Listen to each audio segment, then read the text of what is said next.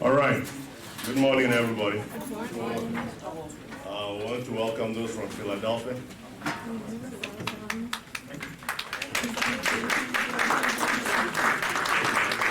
Dr. and Mrs. Asalu, nice to have you. Thank you. God bless you. All right. I hope you all had a wonderful week. All the assignments, I realized, guys, next time when you bring your assignments, please just don't dump it on the table. Can you confirm where the assignment for each teacher is going? That way we don't have to be sorting. Okay? Those who did the assignment for Pastor Shola's class, that's what I just said. Ask, where should it go?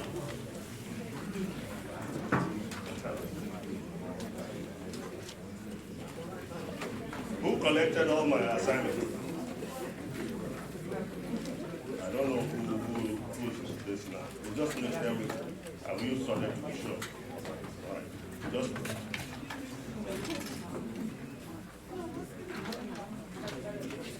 Okay. Pastor Shala's class. Nothing I have. So that you don't mix it up.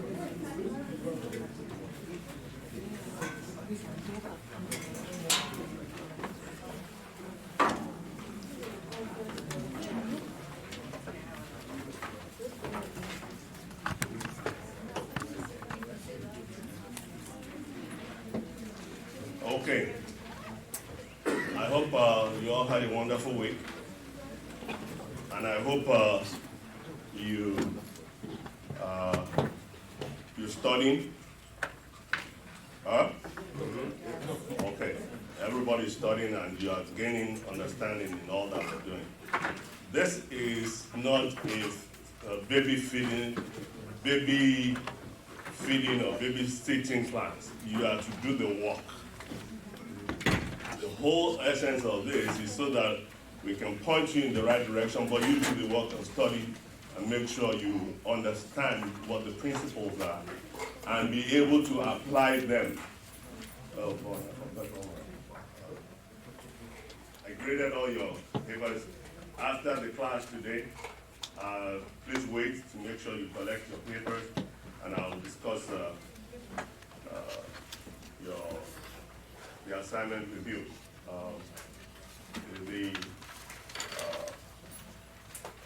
Anyway, when we get to that, I'll discuss it with you so you can get better the next time. Amen? Hallelujah.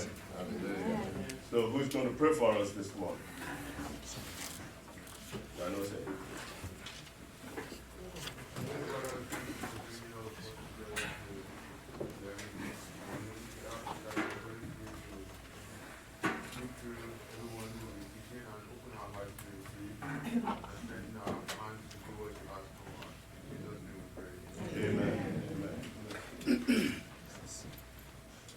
This morning, we'll start off straight away, and we're going to go into our leadership class. Those who were late last week, they're collecting names. Like I told you, you have 3 strikes for lateness, and you are out. So please make sure you are not late again. There will be someone who will be taking names as you come in beyond the cut-off time. This is a serious class. We are not here to play. Believe me, I could do a lot with my time. And I know all of the teachers could do a lot with their time.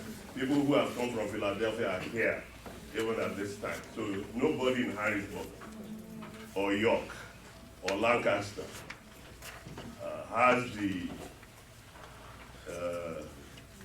what do you call that? Excuse to be late.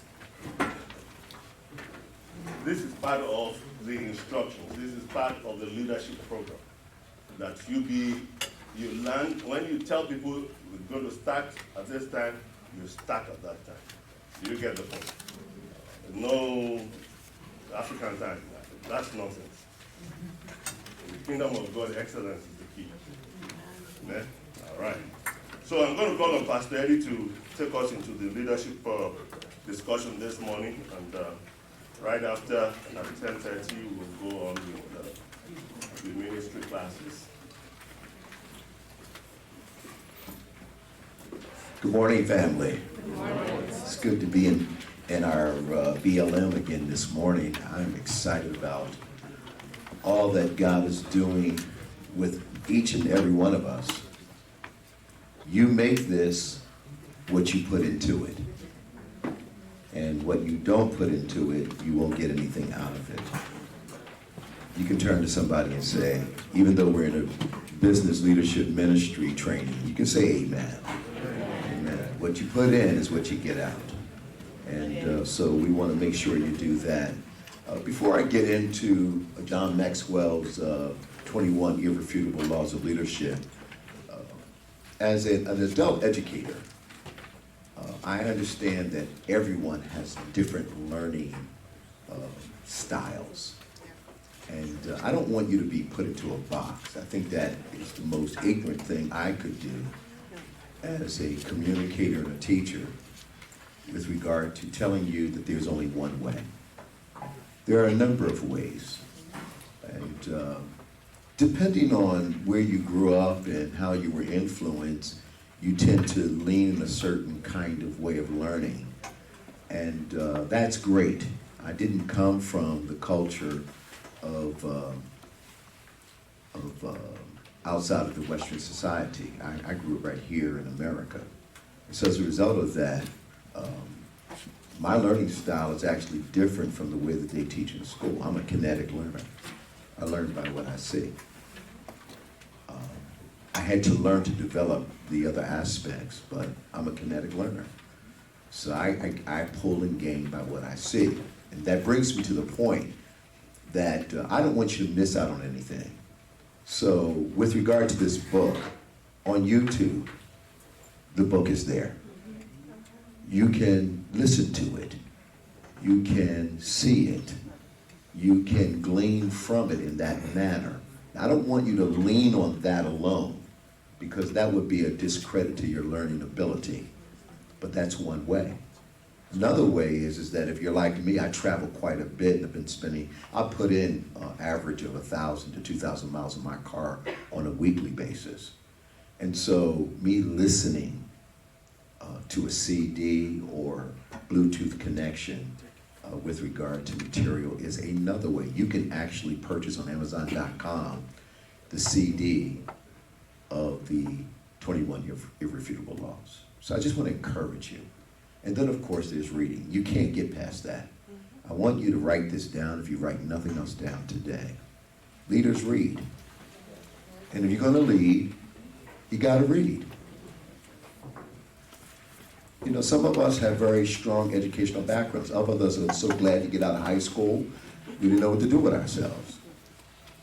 But you have to pace yourself to the point of understanding that readers lead. And when you want to lead, you gotta read. Will you write that down? You do that? I want to encourage you in that.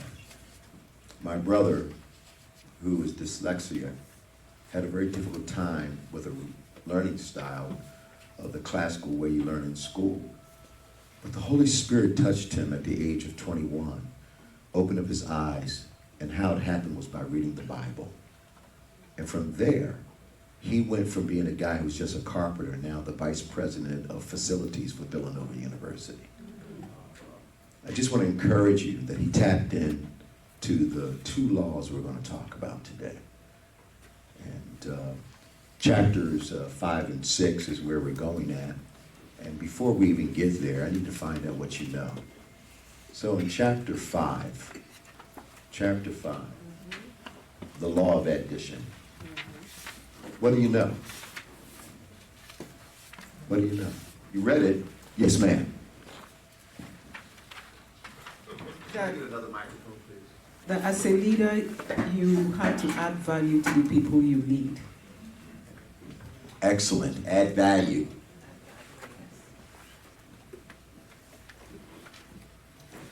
I love it more specifically to the people you lead. Powerful. Thank you. Yes, sir. Can I get someone to walk that mic around? I've got a young lady right here. We'll come over in a second, please. To be a leader, you have to serve others. Yeah.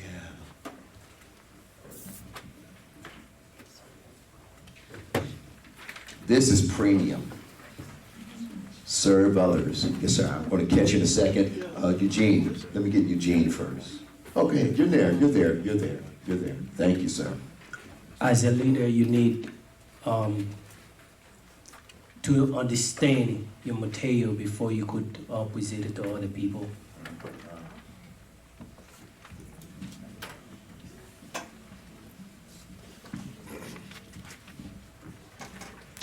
That's material, by the way.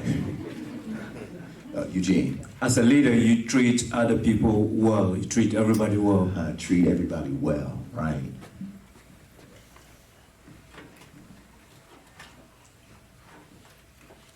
Hang in there. We're going someplace. I see your hands. Thank you. Jess, I'm not going to write them down, but let's hit Pastor Frank. Then I'm going to hit my brother right here, and I'm coming back there. All right? Go ahead, Pastor As a Frank. leader, you need to listen to the people. Listen to the people. Wow. Let me get that good-looking man right there.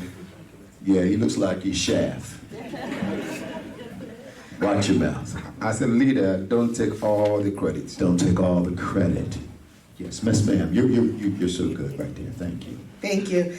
So the interaction between leaders and their followers is a relationship. So you're either adding good or bad to that, To that person that relationship. you're leading, that relationship. So that's important. You know what? You're Babe Ruth. You just smacked that thing right out the park. That's a home run.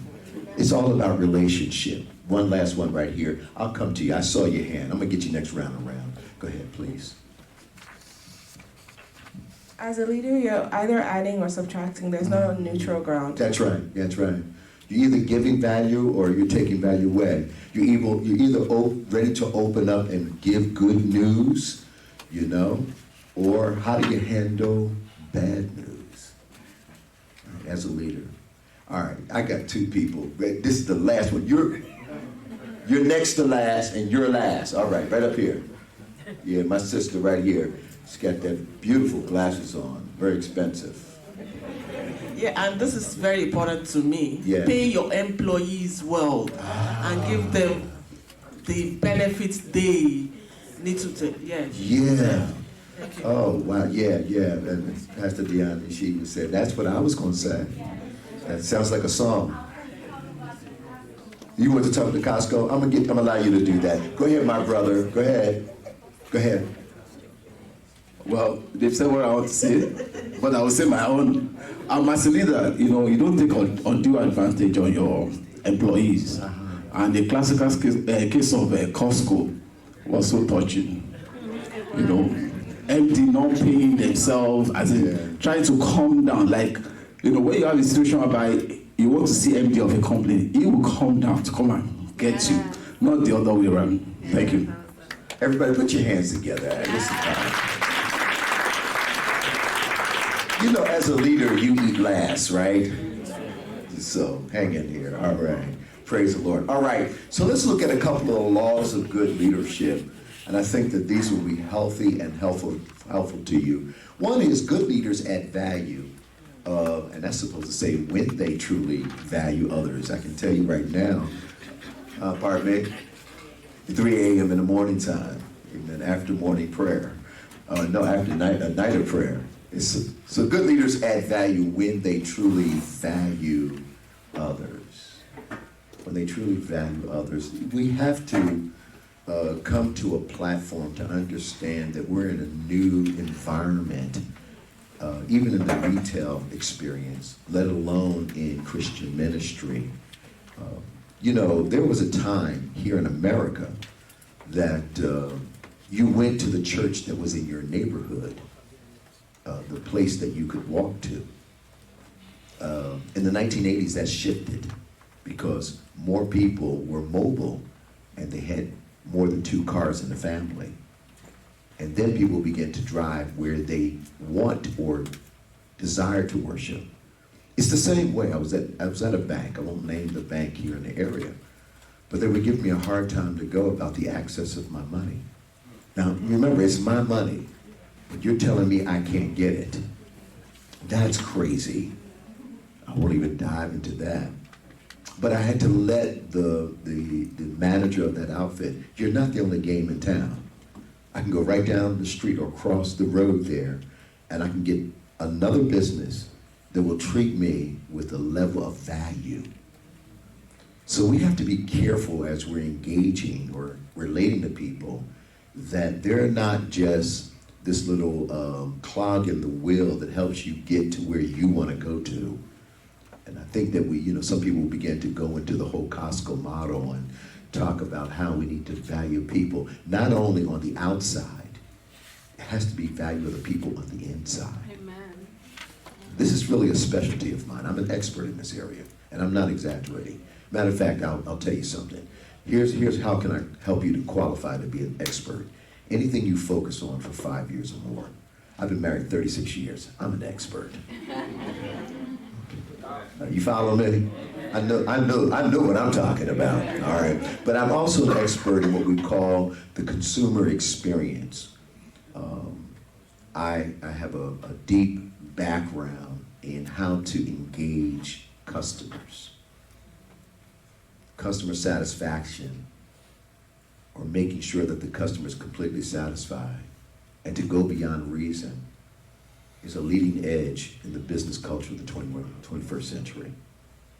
And people pay me a good fee to tell them how to do something that I consider extremely common sense and basic. And that is truly add value to the people inside your team and to the people outside, your customers or your visitors. And when I mean team, I'm talking about the people that you either work with or for, or you're in charge of, or you're relating to. This whole thing of giving value is a really, for those of us who are in the Christian faith, this is a secret weapon in the kingdom of God for us to reach people. My friend over here, what's your name again? Joyce. Joyce, I love your name. Thank you. Amen. She brings joy even when she speaks. You can hear it. She's uplifting. I really mean it. I sensed it. You made me feel comfortable as you were communicating your thoughts. And she was talking about this whole idea about relationship. But see, to be joyful, you have to know that that happens when it's good and it's bad. When you're up and you're down. And so Joyce, she values relationship because he understands that you got to go through something to get to something. Yeah. All right. See where we're going at here? All right. Good leaders believe in their people before their people believe in them, and serve others before they are served. Let's look at the first part of that, and that is good leaders believe in their people before their people believe in them. A lot of times we want people to put us up on our pedestal as a leader. And let me just wake you up for a hot minute. I know that you've been selected to be a part of BLM, but even if you didn't make this cut, you are a leader. Whether you are verbose, an extrovert, or an introvert, shy, quiet, don't like to be up front, you are a leader. Leadership has nothing to do, I'm getting way ahead of myself, has nothing to do about how you're a great speaker. I know a lot of leaders that are great speakers, but they're horrible with regard to connecting and relating to people, and they want their people to believe in them. And there's a lot of leaders that are in our political world and our economical world. They want you to take value and credit in them first instead of them flipping the script, and that is believe in their people before their people believe in them. Yeah, there's something rich about you and I taking the moment and the time to really say, hey, I believe in you. Matter of fact, to even announce wisdom. He's known as Yinka, but I changed his name like Jesus changed Simon Peter's name. Wisdom. I see greatness inside of you.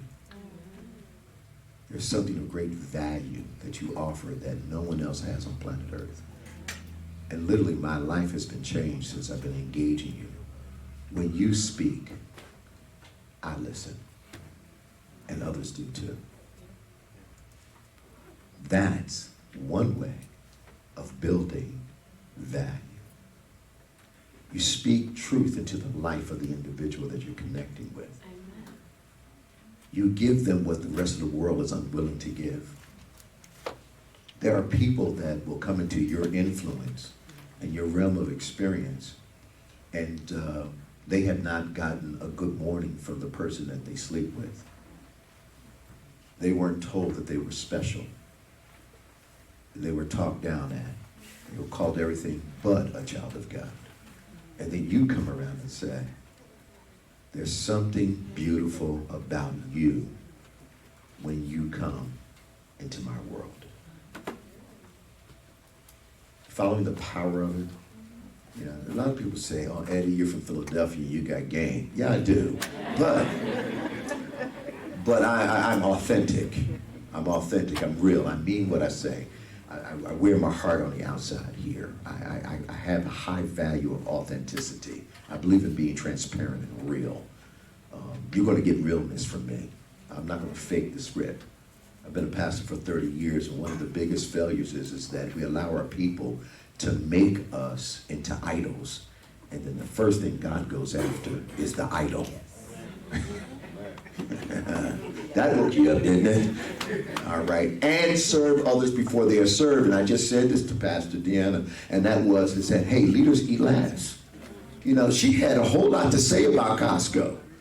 And you know, probably would have said it better than all of us except my brother back there, right? So, you know, but I had to push her back and say, hey, I get it. You're smart. You got it together. You read your book, but leaders eat last. I learned this value greater in the last 3 years here at Living Spring, I have to be honest with you, than any other time of my life. And I read the book. It's a book called Leaders Eat Last. There is a book by a good friend of mine. Yeah. Leaders Eat Last. He's not necessarily known to be a Christian, but he is a secret agent Christian in the world of business. And he wrote this powerful book, Leaders Eat Last. So go get it off of Amazon. But this is how I learned it in living color. I watched my pastor, to whom I'm submitted to, I've watched him eat last. I marveled at it. He could eat first, and there would be no problems whatsoever when he did. But he elects each and every time to be the last one to eat. I had that value in my life, but it's now accentuated. It's now floating to the top. It's now my number one agenda. To humble myself, to prostrate, to get out the way, and to serve others in the process and exalt them. Good leaders add value to others when they make themselves more valuable to others, such as your skill, your wisdom, or your opportunity. Now, this is not an opportunity to butter up Pastor Tunde, but you know, if you want to really get ahead in life, know how to encourage your leader, all right? But one of the things that I want to tell you is that you've got to offer something in order to truly promote the people, the great people that God is going to bring into your life, whether that be in ministry or that be in business. You have to begin to see them with a discerning eye, just like Solomon, who, when he made that prayer and said, Lord, give me discernment, listen to what he said, that I would lead this great people. He was but a kid, about 17, 18 years of age. And he tapped into the factor that instead of exalting himself, he demoted himself and exalted his people in his prayer. And so as a result of that, what does God do? Ask. Tell me what you want. So a lot of times what happens is that you've got something, and don't minimize it. And I'm big on doing that. I happen to be a jack of all trades, sometimes a master at none. But there's something that you have. There's an ability you have. There's a skill set you have. I just happen to love people. I've been in love with people since I was a little boy. Here's one of the things I do when I go to a restaurant, as I'm led. Instead of waiting to the end to give my waitress or my waiter a tip, I give them $20 right up front. I don't want nothing from you. I'm not asking a thing from you, honey. All I want is your undivided attention. And this is to start off the time that we're going to have together. And on the back end, I got a special bonus for you as well. What do you think happens?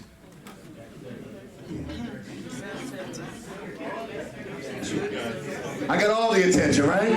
I slipped a 20 in this girl's hand, $20 into this guy's hands. You know, I let him know, I don't want nothing from you. This ain't no, you know, I'm not winking. I'm not doing anything. What I want is your undivided attention. I just got a skill set with people. That's just my gift. And we need to learn how to promote people with the skills we have, the wisdom, and just look for opportunities. So the beauty is that you have something of value that the world is waiting for, literally waiting for you to come to center stage and execute. Can I tell you one more time?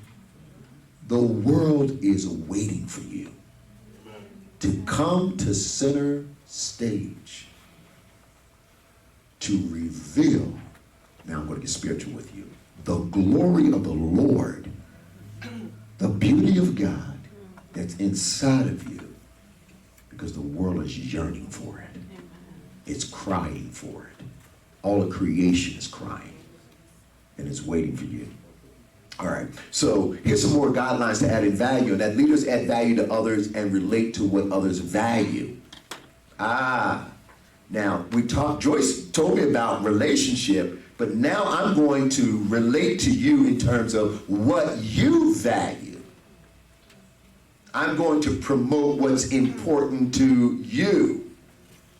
Now, I didn't have enough space on my PowerPoint, but the real phrase is, good leaders add value to others and relate to what others value. That's called multiplication. So you come from addition to multiplication, where you turn the focus around to what people have. Leaders listen, learn, and then lead. Will you just put down your pen for a hot minute? Because this is how you get stuff in people's hearts. Are you ready for it? All right, your body, soul, and spirit. All right, and what's on your heart comes out of your mouth. That's Romans chapter 10. Am I correct? The word is in you. Right? It's a word of faith. What you confess with your mouth, what you believe in your heart, then you're saved. So confession is really a powerful thing. So you gotta put it on your heart. Here's the first way. Will you say with me on the count of 3? Leaders, listen, learn, and then lead. Are you ready? 1, 2, 3. Leaders, listen, learn, and lead. Are all now, that's on the surface, everybody. That's physical realm. Let's go to the soul realm, your mind, your will, your emotions. Let's say it again on 1, 2, 3. Leaders, listen, learn, and then lead. Now, it's in your head, but now you got to put this bad boy on your heart. Are you ready? 1, 2, 3. Leaders, listen, learn, and then lead. Are you ready for this? Just for good measure, shaken down, pressed together, running over. Oh, I'm right in the Bible. What's that? Luke 6:38, honey? Okay, that's my Bible scholar over here. One more time. 1, 2, 3. Leaders, listen, learn, and then lead. Yeah. Now notice the first value. It's listening. One of my gifts is I love to talk. I think we were married about 11 years, and my wife gave me some hot news. You need to shut up, you talk too much. Now, she didn't say it like that because she's a lot more polite and far more educated and spiritually led by the Holy Ghost. But that was the essence of what I picked up when she was washing dishes and I came walking through the kitchen. But you know what I found out is that in terms of this whole listening skill, I mean, all of us took basic communication when we were in some level of education, high school or college. You know that the greater end of communication is listening, right? Yeah. And that we actually hire people because they can talk well. I'm really interested in a person that can listen. And then, are you ready for Taffy? All right, Deaconess. Yesterday,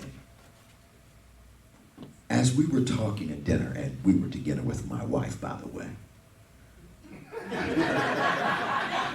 I like to clarify things. I don't want anybody to think for a hot minute that we're a hot item, right? But while we were talking, we began to realize that at a certain restaurant we go to, we get the same table every month. And that we have the same experiences in terms of engagement with other people in the restaurant. People just stop us and they want to talk to us while we're eating. And then further to that, somehow, some way, don't we leave a deposit of something wonderful with the people that are there? The owner left his position, ran outside of his own establishment, stopped us in our tracks just because he was listening to our conversation and sensed that there was something that we could connect with.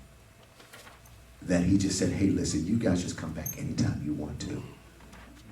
Just hang up. Because listening, you got to prove it. You've got to summarize the point. Notice what I just did with Taffy. Talked about what happened, our experience, and then the summary of that. And then, as a point of that, am I correct? Yes, I am, right. So therefore, as a result of that, I not only confirm, all right, but this is what I learned to do in relationships. You have to affirm. See, it's one thing to confirm, yeah, I got it. I understand what you just said. That's listening. And I proved it to you by summarizing and giving you back what you just said. So that's confirmation. But affirmation is something completely different. All right, are you ready for this?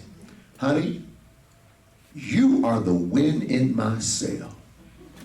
Without you, I'm a boat going around in circles. Matter of fact, I might even sink if you were not my co-captain. That's called affirmation, everybody. Are you following me? Oh, I know. I'm laying on heavy. It's thick. What's the plan? It's thick. What's the plan for today? What's the plan for the day? Leadership. Because you are. Yeah. You're right, Pastor, right. I do have a backdrop of what I want. So let's tap into this because I almost lost my agenda. God wants us to treat people with respect and to reach out to people and serve them. So it's one thing for me in a form of listening and communication to see all those sweet things, but this is how I demonstrate it in the workplace as well as home. This is personal and this is professional. And that is that you've got to show that you respect the person. So my wife said, hey, you can say all that sweet stuff all you want. When are you going to wash the clothes? When are you going to wash the dishes? When are you going to take me out? You know, she wants to see a manifestation of those wonderful words that I've just conveyed in affirmation because people want to know if they're respected. And women know that they are respected when you say, I love you, and they can feel that you mean it. Men are the same way. You respect the brother. All he hears on the inside of his heart is, man, that girl loves me. Wow, that person really, really cares about me. person really, I mean, in the workplace now, think about this. I respect you.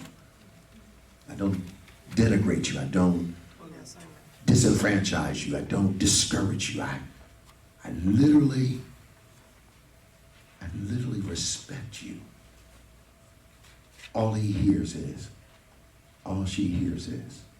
I love you. Respect. That's Ephesians chapter 5, by the way. Women want to hear, I love you, and thereby know that you respect them. Men want to know that you respect them, and thereby they know you love them. People in our world need what? What the world needs now is a love, sweet love. Right? That's what the world needs, right? And so I was a failure in front of everybody else. He happened to be my son too, so he really got done. Okay. So here's the influence as we move forward. All right, pretty good. Here's the influence, everybody.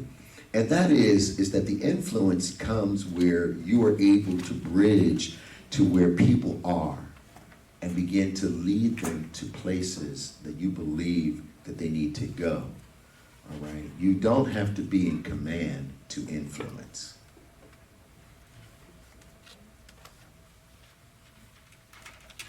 You don't have to be in command to influence. I'm an influencer.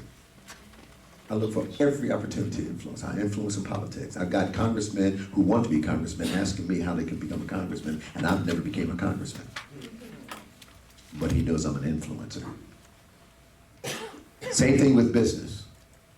People, all right, how do I reach out to my customer base? We're going to talk a little bit about that later on, but it's really through this wonderful realm or flow of influence. One of the books I would encourage you to read, I read it as a young boy, How to Win Friends and Influence People by Dale Carnegie. I read that, I think I was 8, 9 years old when I picked up that book. It's become, after the Bible, one of the most important books that I've read. How to Win Friends and Influence People. And so, my ministry, Barnabas had the ministry of encouragement. My ministry is the ministry of influence. I know my ministry. I stay in my lane. And when you do this, what happens is you're reaching out to people in various aspects and dimensions of this world. I don't even see myself as a black man, and I know I'm black. But you know what I am first inside my heart? I'm a man. Matter of fact, I even dislike the title black. I really do. Because I'm African. An African can be any color, you know. Yes. Am I right? Yes. So I know who I am. Come on, you know what you have. You know what you can do. So stop putting yourself in these categories, in these boxes, and these limitations. I changed my language from last week. Pastor Tunde had said something. And I just said, I won't say that anymore. Because I know where I'm at. I'm at the international headquarters for Living Springs, Harrisburg. I know exactly where I'm at. So if I'm at the international headquarters, I cannot talk to one type of people. I can't talk to a certain race. I can't talk to a certain culture. I can't talk to a certain village or a certain city. I am an international man. You're an international man and woman. You're in an international headquarters right now. Don't get it twisted. You are in an international headquarters where business, leadership, and ministry is being trained. Our classes will be multiple. It will go all the way down this hallway in the next 5 years. This place will not just be known as a worship center, but it will be a place where leaders will be developed and they will come out and we will take Greater Harrisburg, Central Pennsylvania, the state of Pennsylvania. We'll actually overrun the United States. You've been called here for such a time as this. God has called you to a place. Listen, you're not just in a church. Glory be to God. You are the church. You need to know that you're in a kingdom and the kingdom of God has come. The will of God shall be done on earth as it is in heaven. I'm a kingdom citizen. I think like a king. I'm related to a kingdom who has a king. who is a person. Amen. My God. So we got to build trust. It's a foundation of leadership. A leader must show 3 qualities. And this is the chapter 6, and that is the qualities of competence, connection, and character. Before I go forward, I just need to get a couple things from you, and that is, what is character? All right, and I'm going to start up front. And I saw your hand, dear.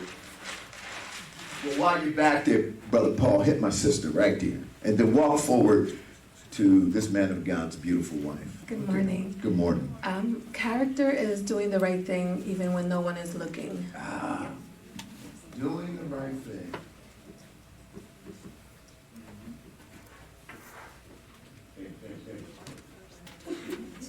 Nobody's looking.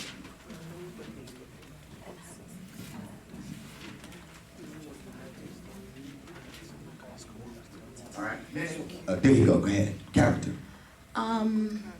Repeat the question. What is I was character? writing. What's character? In your own words of definition. Hold on. No, it's not a brain freeze. Pause. All right. Go to my brother right next door here. Then we're gonna go to Nash. Your character is your value. Your value. Your character is your value. Nothing. All right. Your character is your inner capacity to do things. Know what the exterior says, but what really you give from inside. In other words, my man says, I know exactly where I'm supposed to be at and in which direction I'm supposed to go. All right. Get this guy here, and then I want you to run down to Gene. All right. Character is who you are. Character is who you are. Yeah. Get Eugene, and then get my dear sister Funky. Brother Nash said most of the things that I wanted to say. Character is things that you do best. Love it. Yes. Excellent. Yes, I was going to say character is who you are, because it can be bad character, it can be good character. So it's essentially your very personality. Oh, thank you. Thank you. All right. I'm not going to write no more, but run up on here, Frank, right here. The price is right. Hold on. The price is right. There you go. Now you can talk. Yeah, when people think of you, what resonates with them that you are? What people think of you is what resonates when they think of you. There's a woman who just passed away. Her name is Vera Cornish, very good friend of mine. And on Facebook, people at the note of hearing that she has passed away, all these accolades. One of the things we heard at the restaurant last night by the owner there, he says, do you know Vera? I said, yes, we know Vera. And he said she was the Oprah Winfrey of Greater Harrisburg. Wasn't that well, isn't that true, Daniel? That's exactly what she was. Exactly. Go right back here to my sister, Pastor Lily. Yeah. Character. Character Thank you. Yeah, character. Character are positive qualities, values, belief that it make a person. Oh, yeah. Values and beliefs. Yes. That makes a person. My brother, right next door, the one that you pastor. There you go. Amen. Amen. The qualities and standards by an individual. Yeah, the qualities and standards of the individual. My sister, the last one, right here. Very good. She's got a nice guy in her life. So she has been checking out his character. Also, character can be related on how we treat other people as well. All right. So let's go over these. These are good. Why is it that a leader must show competence? Why is that important? I mean, you read the book. You've been hanging out with John Maxwell all this week. Why is competency a value? Brother Paul, I keep calling Pastor Paul. I'm calling to your destiny. Amen. My brother right here. Why competency? It's important to earn trust. Yeah. It's important to earn trust as a form of competency. Let's hit Funky, and then we're going to go right over here to my brother and back to you. I got you.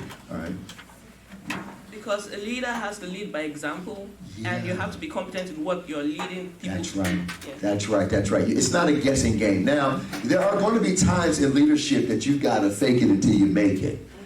There are times, but it can't be the essence or the element of who you are. You got to have a lot more than that going on, right? So there are leaders in all kinds of spheres of influence, and what they have done is that they get into a job and they find out day one, I'm in it deep. And if you don't have the right kind of competencies, you can't walk on water. Harry, competence is important in the life of a leader because as a leader you have followers. Yeah. And when you lead these followers, they want to make sure that you're leading them in the right direction, that you know what you're doing. That's right. They want to know. That's right. You know what? You had your hand raised. Come on up here. And I saw you. That's all right. Now I saw your hand. I like your hair.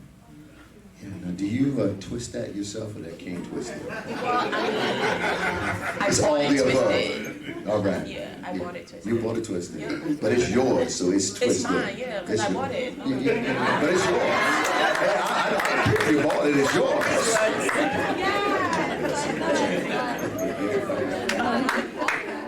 I guess for me, competency is like really huge, and for a leader, I feel like there are certain levels of competency tests that people have to pass to be leaders. So, and it depends on what part of leadership that you're I guess part of. That you're providing service to. So for example, if you're in academia, there's certain levels of competency that you have to pass before you can be expert in a field or in certain whatever you're part of. So competency provides, when you're competent in something, you're able to be excellent at delivering whatever service you're providing. Yeah. So competency is really huge in all aspects of leadership and in all aspects of careers and even in the church. If you're competent, you're able to pass a certain level of test that you know that, okay, I know this thing, I'm very good at it, so that's competency too. See me, I got something for you after class. I give out gifts. I got a gift for you. Well, it's close to money. It's close to money. All right. That's your wife. I'll give you a gift too. One last one back here. And I see your hand. I'll get you in the next round. I'll see your hand. I'll get you in the next round. Hang in there.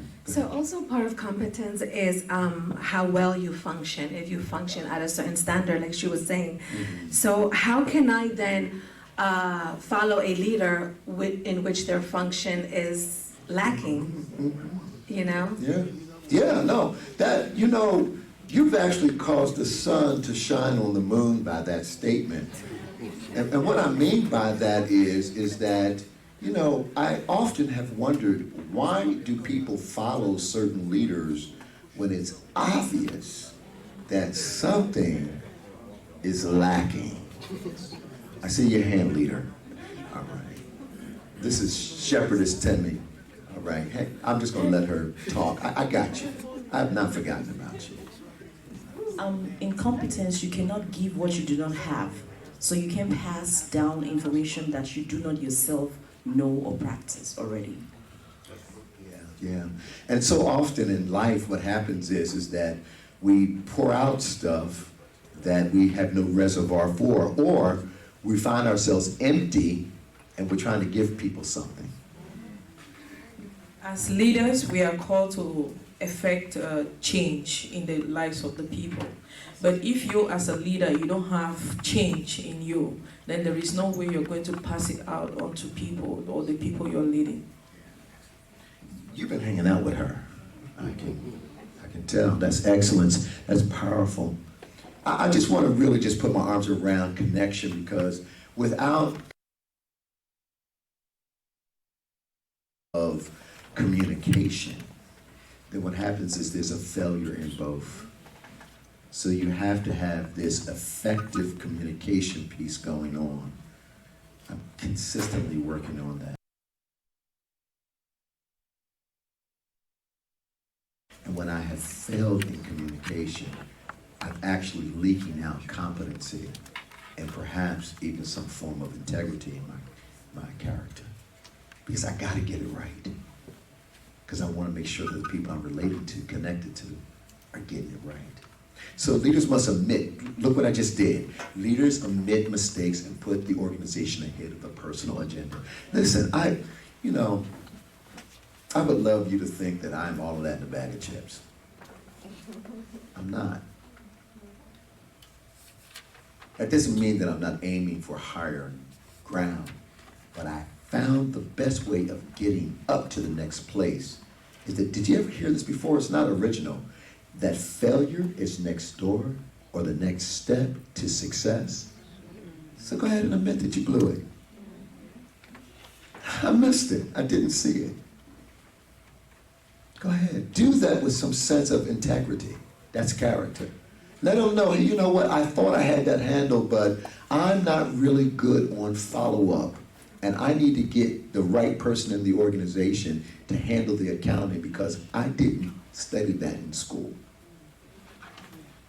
And I have held down the organization or our progress in the department or our ability to achieve certain goals because I'm not competent in that area. We need to really resolve that. So let's brainstorm together. The most powerful thing, my world was changed radically when I learned to say, you know what, I make mistakes.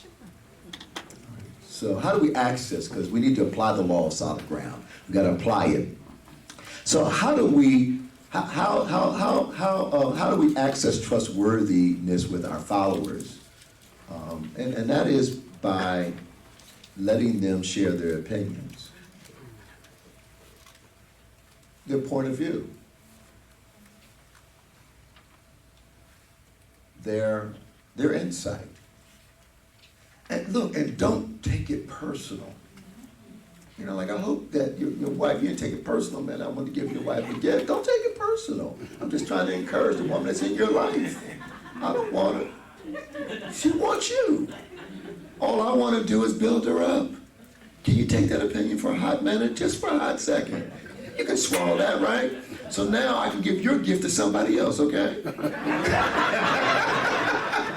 So spend time focusing on these three areas. This is what really ratchets up the whole character piece. All right, are you ready for it? Because this is a game. This is game changer. This is a game-changing situation right here. You want to really do a work job on your character and competency. It's integrity, authenticity, and discipline. And one of the things that I can only amplify is that don't take it personal that Pastor Tunde is putting his foot on your back right now.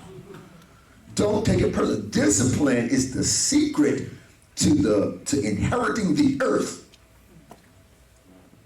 You heard the word, Moses was meek, one of the meekest men that walked on the earth. One of the values in meekness is discipline. He was one of the most disciplined men on the face of the earth. And that's how you inherit the earth. And see, what happens is that we're bright, we've been told we're beautiful, we've given all these accolades, and that's wonderful. Yes, you are special in your family. There's nobody else like you, boo-boo. We understand, you know. But you've got to also understand that you got to do the work. So, you know what I love about the students that was in my class last week, I did the Timothy training. 98% of my students turned in their lessons. I only asked you to write a sentence on each area. You know what, I mean, thank you for the insights. I'm going to get to know you a little bit better. But I just did it out of a sense of discipline. That you did it. And that's character. You could have wrote boo-boo. I wouldn't have known the difference. All I saw was your name and my email. How she did her lesson. All right. So if you've broken trust, all right, I've broken trust before. Right? So let me put down this. I've broken trust.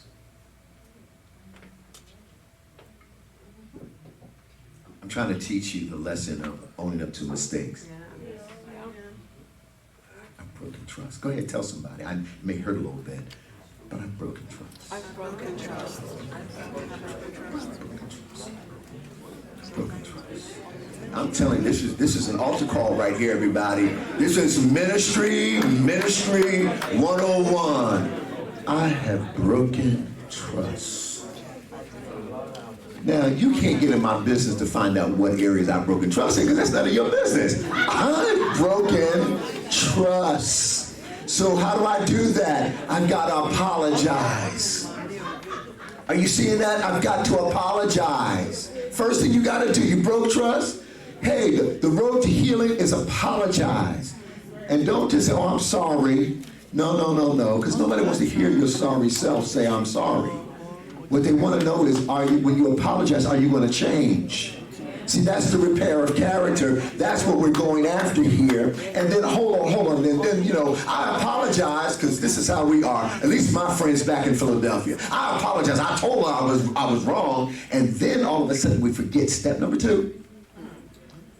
Make amends. When is it possible? Make amends. Make amends.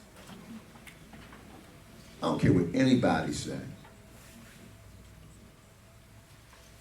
You've got to demonstrate that you got it. And then here's the last one. And commit to earn trust again. Now, hang in here on this one, because trust is earned.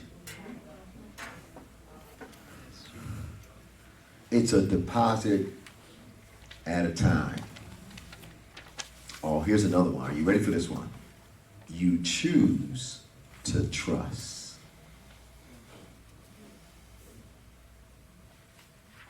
I've got to put in the time to regain your capture. Are you ready for this? This is, you know what makes a dysfunctional family, a dysfunctional team? Are you ready for this? This is real good. Lack of or distrust creates dysfunction.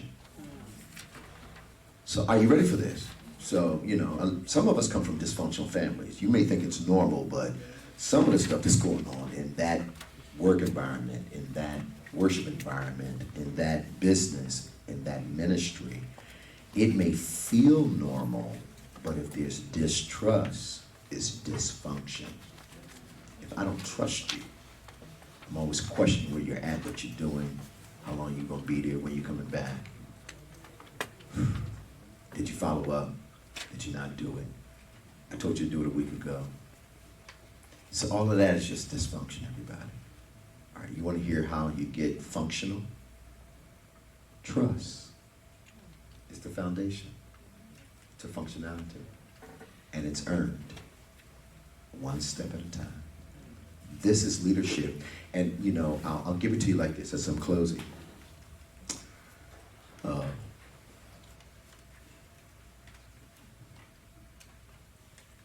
You can recapture ground lost as a leader. You can recover personally and professionally. What I love about the Lord is He is the God of the second chance, even though that's nowhere in Scripture that He says that. But He does give a second, a third, and even a fourth chance. But you know what? You're going to keep going around that same level, that same circle, until you graduate from the thing that is hindering you. And you won't get any further until you say, you know what? I'm going to become a better leader. I'm going to stop bossing people around, giving my point of view or my mindset, and really just going to healing. So I want to pause here because I only have 3 minutes. That's it. My watch is lined up with the world clock, so I only got 3 minutes. What is it that you want to go after? And I only need you to say 1 minute. What are you going after as a leader? As a result of chapter 5 and chapter 6. You got to make that bold confession. All right. 1 minute. I want to add value in the lives of people around me. Praise God. I want to add value to the people that are around me. All right, I got another minute. I need to influence other people by my leadership. He wants to influence people by his leadership. I want to get better so I can better other people. I want to get better so I can better other people. I got 2 more minutes. I want to draw the best out of people. I want to draw the best out of other people. Trust. Just wants to be trusted. I want to connect to others. Wants to connect with others. Yeah, I'm going to give me my 1 minute. Competence. You want competence. Competence, what a crime. I want to reproduce myself in others. He wants to serve others. Listen more than talk. Listen more than talk. That's a great graduation, isn't it? I'm gonna be intentional about my character, that it's the same way when no one's watching versus when everybody's watching. My character will be consistent. See me after class, I got a prize for you. I want to reflect Christ through my character. She wants to reflect. Let's pause on that one, because then I want the brother who had the question. Pastor, I'm sorry, you've been such a leader. Go ahead. I only got. Yeah, I want to be able to push people to the pillar of their divine calling, even if it means that I have to take the back seat. There you go. I love that. All right, so you got a question. I can only answer it in 30 seconds. During, you said something, you asked a question and we just move over it. Why do people follow leaders that seems to show less competence and characters? I'm seeing the positive side, like if we can identify what gravitate them towards that leader, we could use that thing to bring people into the kingdom of God. Here's the heartbeat on this one. People are forgiving people. And more importantly, we people who come from a certain part of the world, we're just forgiving people. And we just want to just, give them another chance, give them another opportunity. That's one of the reasons. It's not the only reason. It's one of the reasons why we tend to do that. We tend to do it because we come from dysfunctional backgrounds. And we tend to identify with people that are dysfunctional.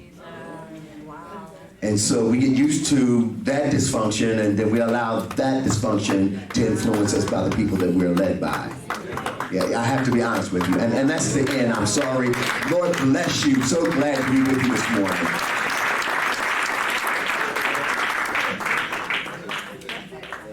I hope, I'm sure you picked some things out of what we just learned this morning.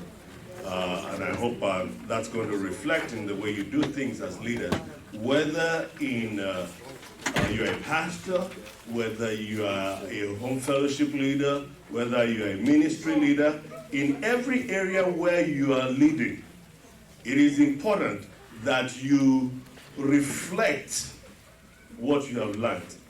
One thing that I must tell you that really is key for me is something that Pastor Eddie said earlier, and that is the way you value others will reflect in the way how you position yourself.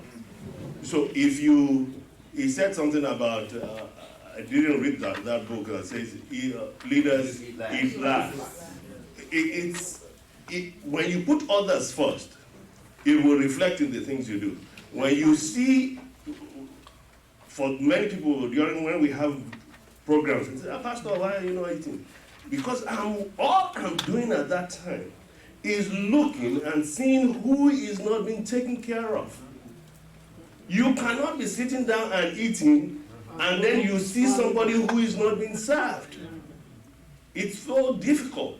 That is why you as a leader, if you are going to add value to others, you must be able to see where they are and then be able to see what is needed to bring them to where they are going to be comfortable.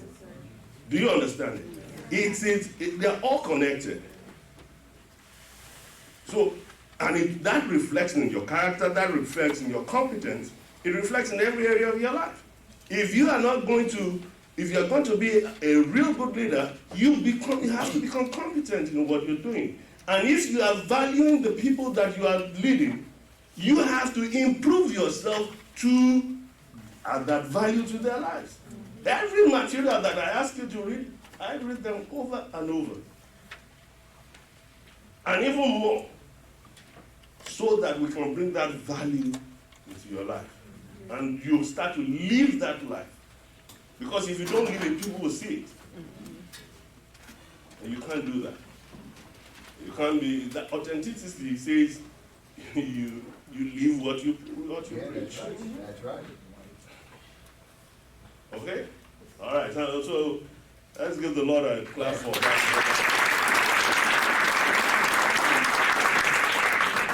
The next speaker is a good friend of ours. You know, in the days when the church was still very, very small, he was somebody who really inspired me in the way he would teach and in the quality of what he would deliver.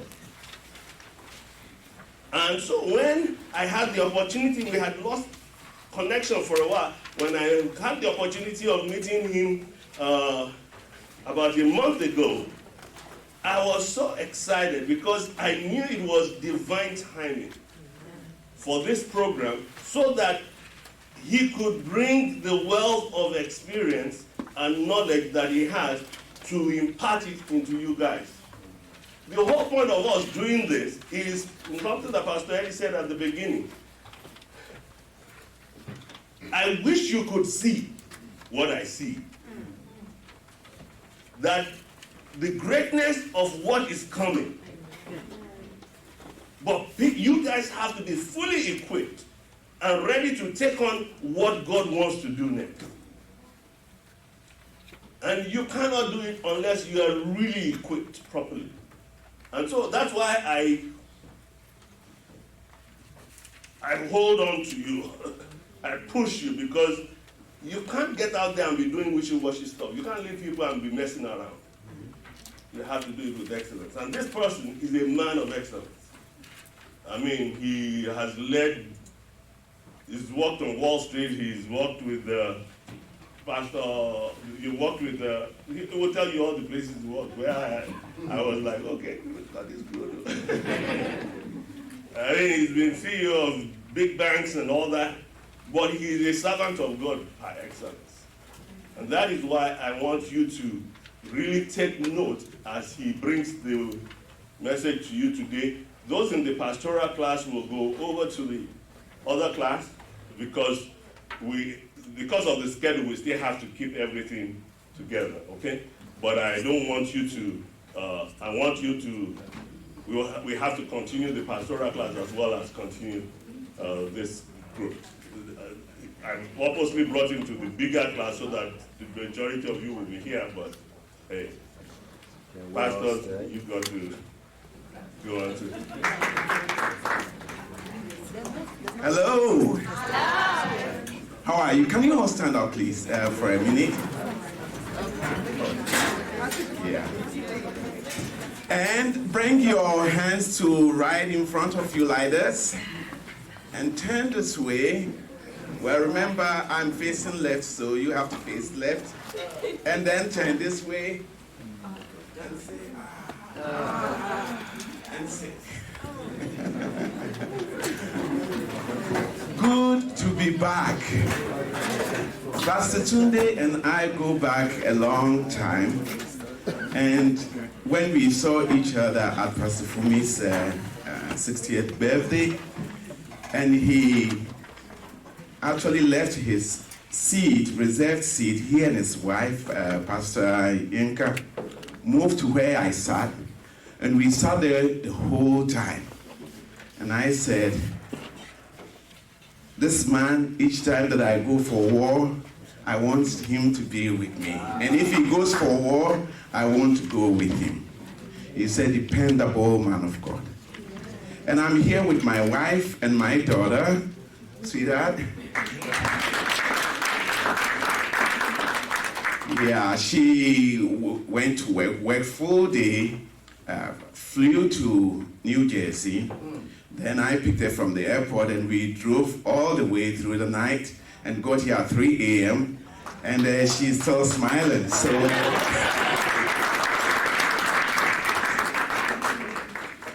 I was so blessed to hear part of, okay, a little bit about me. Currently I'm a professor of finance. I teach at Caldwell University, finance and strategy. But before, I was a practitioner like most of you, and also a pastor.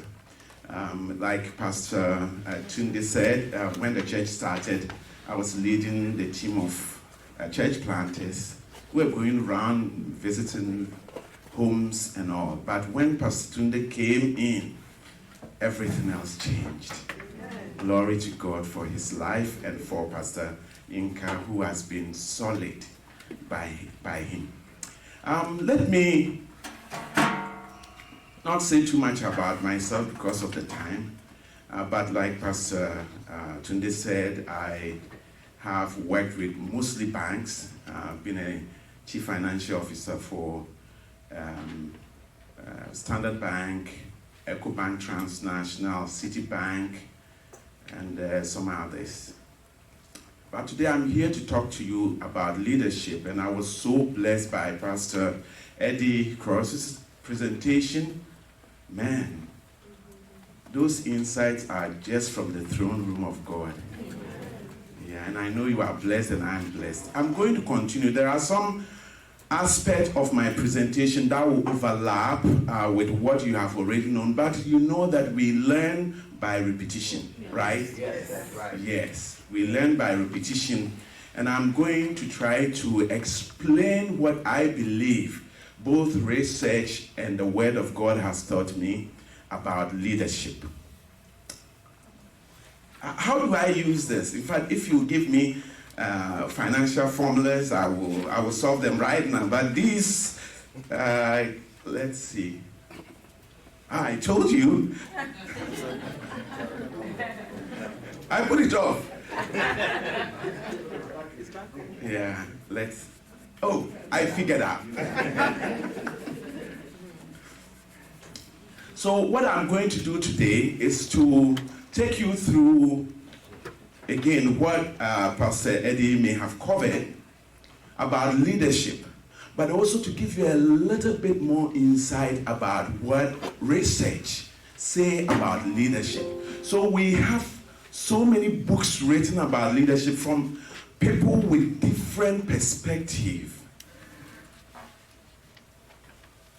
People with diverse background.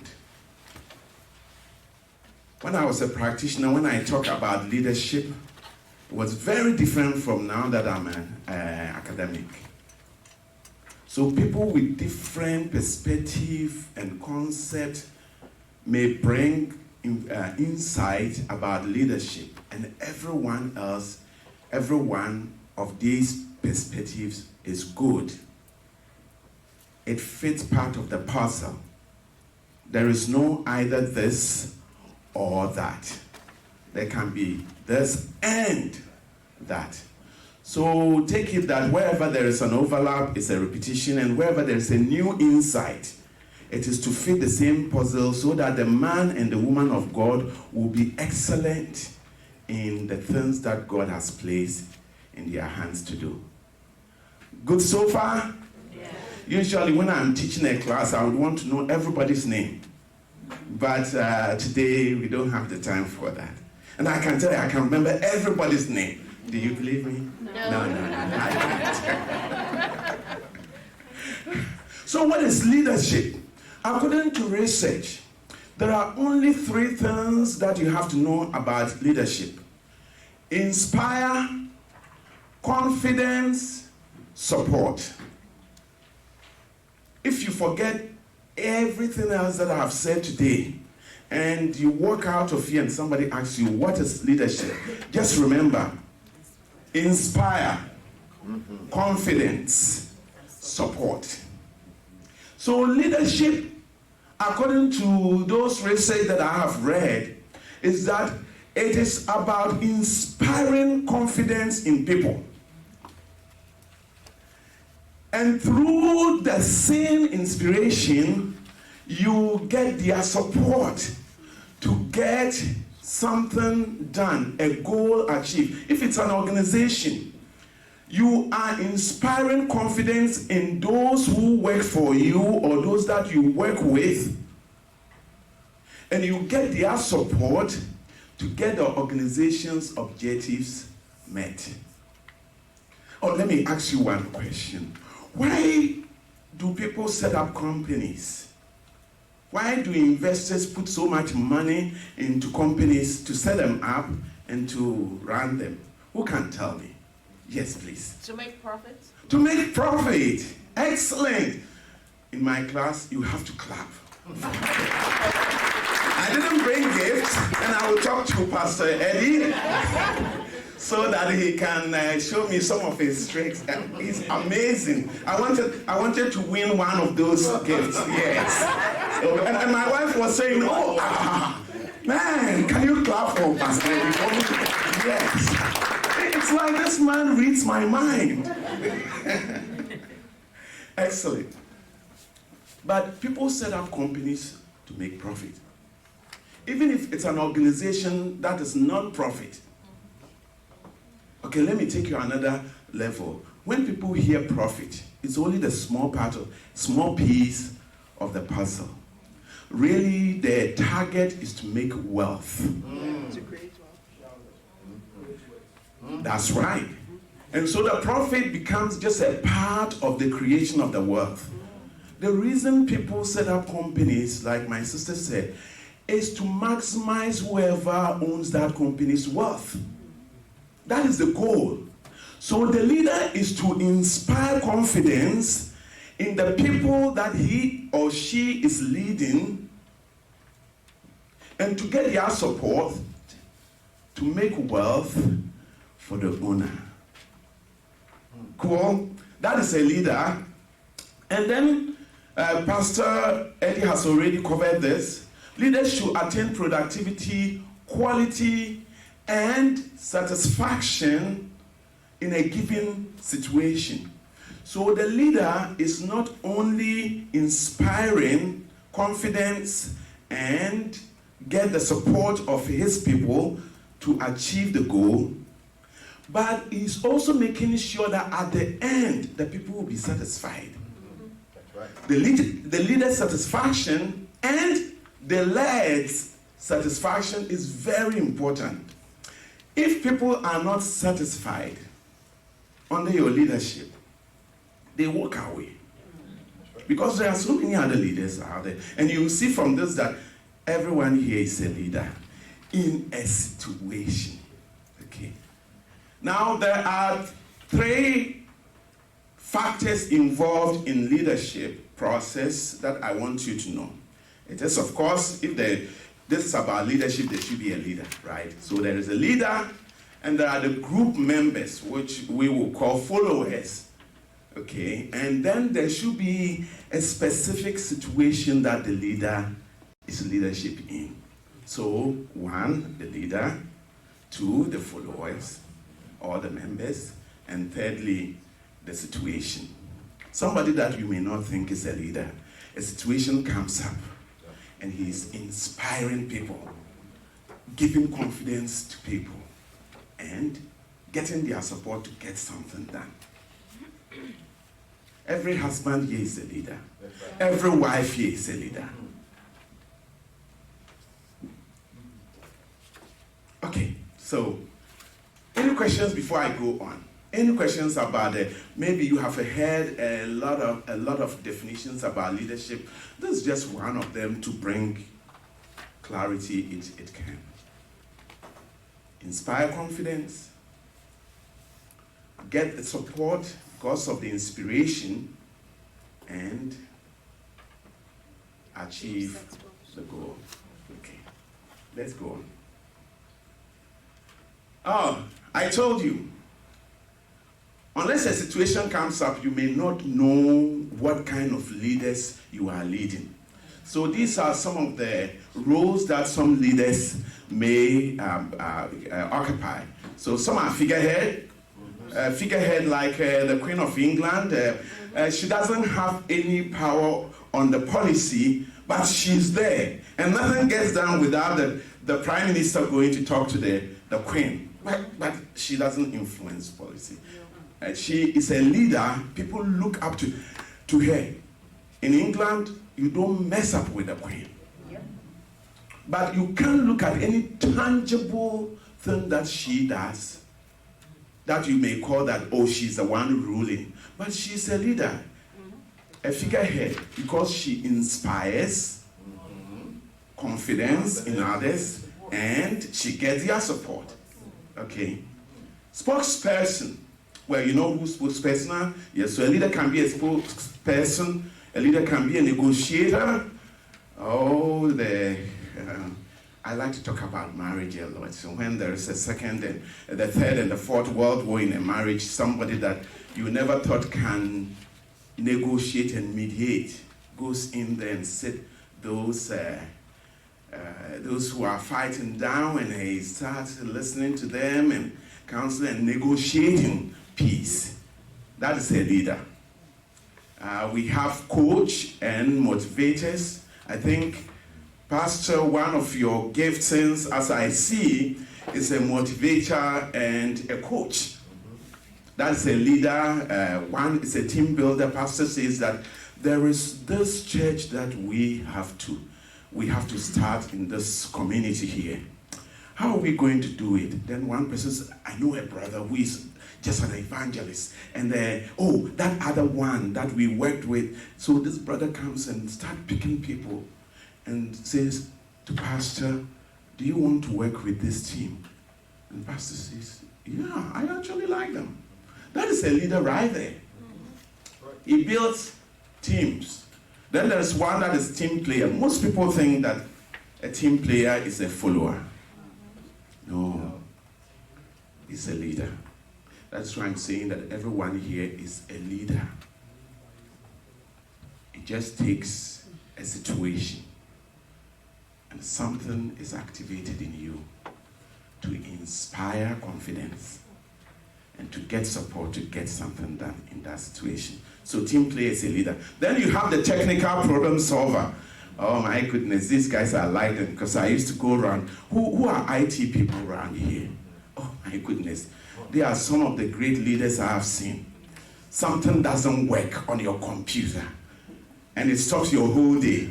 And these guys come in, when you see them, you are confident.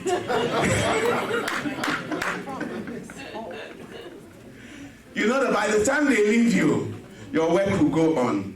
Then entrepreneurs are people who are really gifted to start businesses. They have an idea and they are so passionate about that idea and they start implementing it and they bring people on board. They are very good leaders. Then you have the strategic planner. Oh, these guys look into the future. They know where we are, they know where we want to be, and they know how they can get people around them to work together there. Now, don't mess up with these guys. They see into the future. Joseph in the Bible was a strategic person. Yeah. Then there is the executor. All they want to know is, Pastor, tell us, what do you want? And they are running. In fact, before Pastor will say that we want, or they are already there and they are executing, they are putting things in place. Don't hold them back. They are leaders. Guide them. Okay. This slide is really crowded, but that is the academic part of me. Okay, but I will break it down. It turns out that leadership is not a single thing. Research in 1957, using some questionnaires that we will call leadership behavior description, came out with an insight that actually leadership has two main categories. One part is initiating structure. So these kind of leaders, they will come with a structure to build confidence and inspire you and get your support to get something done. Okay. Now, then they also found that there was another part of leadership called consideration. I will talk about them very soon. So that was the concept, that was the model that they had from 1957 up to 1995. Yeah. And like when you see or when you see or you touch a mango, You only know that it is mango when you've tasted it. Well, you know that mango looks like this. But when you taste it, you have the texture. That is the behavior of the mango. The behavior sends a signal that I am actually mango. Well, leadership, what kind of behavior did these structures show about leadership? They said there are 3 main behaviors of leadership. So you have the model of initiating structure to inspire or consideration. But you can really, leadership becomes tangible through a behavior. And that behavior is also grouped into 3 different kinds. One is a task orientation. Another is relational oriented leader. And the third is change oriented. It is task oriented leadership or leader behavior, task oriented, relational oriented, and the third one is change oriented. So what we call leader may be different things to different people at different times. And we have to be cognizant of this. We have to take cognizance of this and change our relation or our behaviors to some leaders.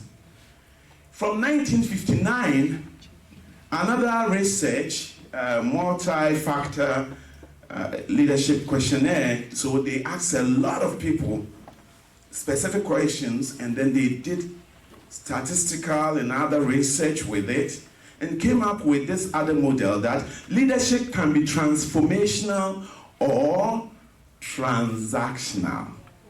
Yeah. When you compare these 2 models, they are quite similar. But let me tell you something. In the home, we say we have one leader. The man, God has given leadership now. But God gave some leadership to the woman as well. Who holds the baby? The woman. Well, if God will trust the woman and not the man to hold the baby, which is the most precious, then probably God saw something really, really special in the woman.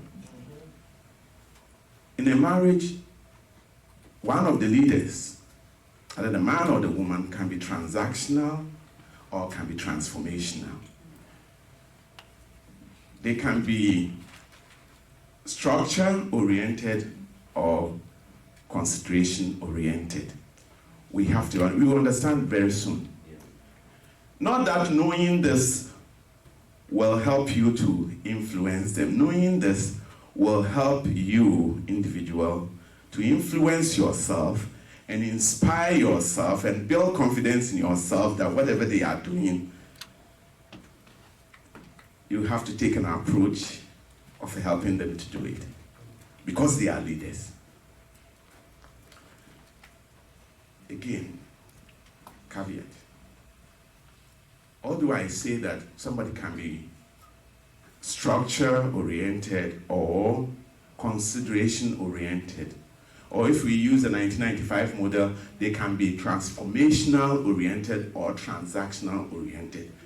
But it's not either this or that. What I'm saying is that such people have the dominance. The dominant leadership behavior may be structural, may be transactional, but they have the other part of the leadership as supporting. Please, do you understand what I'm saying? So every leader has may have all these models and all these behaviors, but one is more dominant. So for example, your wife may be consideration oriented and you are transactional. Right. Let's see what that means. If we are using the old model, then initiating a structure, these are leaders who will ask their members, to follow standards. In my kitchen, you don't put a dirty plate in the sink. That is the rule. So if we put it there, the structural oriented leader will come and say, why did you do this? Now these kind of leaders also, they assign a particular task and rules. Then finally, this is where you get a benefit. They maintain a definite standard of performance and criticize mistakes. Do you have a husband or wife who is all the time criticizing you? For all you know, they may be dominantly structure-oriented. When you know that, you are not going to say, yeah, you are structure. I told you. Pastor Tony told us that you are structure. Yes, you got to change. No, you can't change anyone. You know what you can change? You can change your attitude towards that person. Come on now. Yes. Yes. Yes. Now, so that is the intersection between structure and task-oriented. We need such leaders in time of very difficult, when we don't know what is going on. When America sent some scientists to the moon, they chose those kind of engineers who were structural and task-oriented. They prep them until they can't think about anything else. When you get on the moon, this is what you do, this is what you do, this is what you do. After this time, you come back. Nothing else. So a lot of people were expecting these engineers to come back and say, when we went there, we were thinking about the structural makeup of the moon, or whether there are some spirits hovering around. No, the guys didn't have time to do that because they have been given specific instructions. That's right. They are assigned standard and regulations. They are given specific roles and tasks. And there's no room for mistakes. Because if you make a mistake, you die on the moon. We need such kind of leaders. Yes, sir. In the military and in the hospitals. Emergency wards, they don't need people, leaders who will say, what do you think? They are prepped to go and do this, do that, do that. The flying of airplanes. Yeah.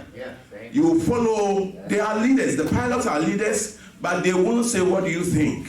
Like, everyone, bring your ideas. No.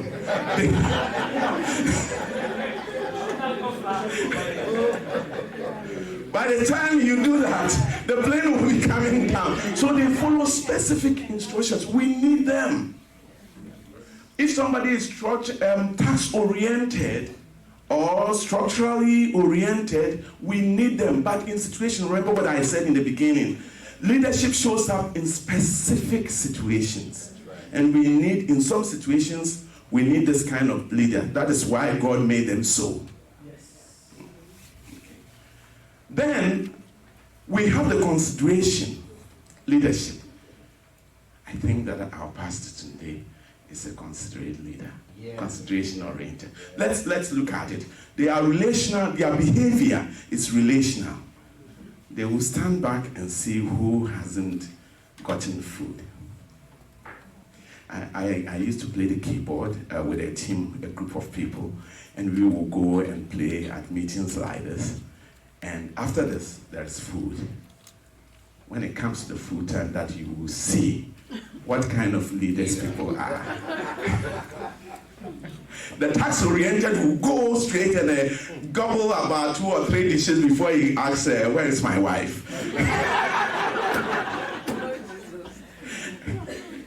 Praise God. Yeah. So the consideration, they find time to listen to the group members. They treat group members, please, can I have a timekeeper? I always pick somebody for a timekeeper, and after that we clap for, yes, sir. Yes. When it's 15 minutes, let me know. Oh, 15 minutes is my time. Let me know. So consideration, they find time to listen to the group members. They treat group members as equals.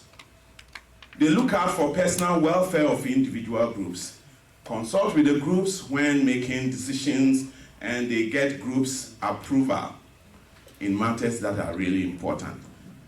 Is there anyone like that here? Show by hand. Like you think that's what you do. Oh yeah, you are considerational, dominant. You may have a little bit of structural and tax orientation somewhere, but good. You are?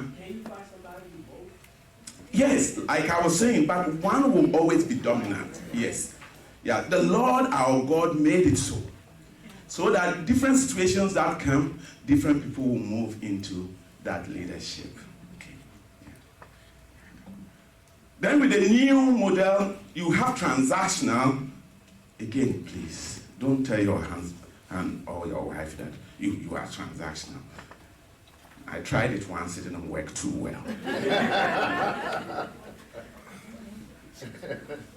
Transactional leaders will clarify performance target. Yeah. We need to have 100 more new believers this month. They will set it up for you. And they will declare who is responsible. They don't like gray areas.